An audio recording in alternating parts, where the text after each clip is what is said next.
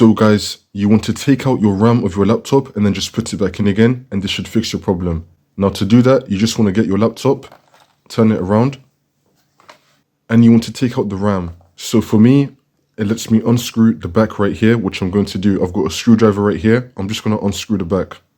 I'm just going to simply unscrew this.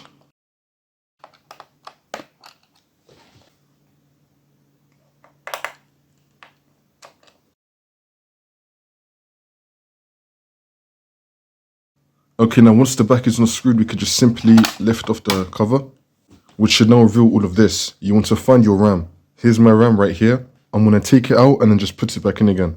So on your RAM, there should be like two levers right here. There's one over here and there's another one here. You just want to pull it up. So it's going to be quite hard in the recording, but just pull up the lever. Just pull up the lever like this. I only had to pull up one of them and then the RAM came out. But you're going to have two levers. Just pull them both up, like those metal things on the side. And then your RAM should come out.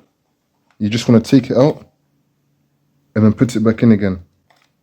Push it in fully and then push it down a little bit until it clicks. Now it's back in.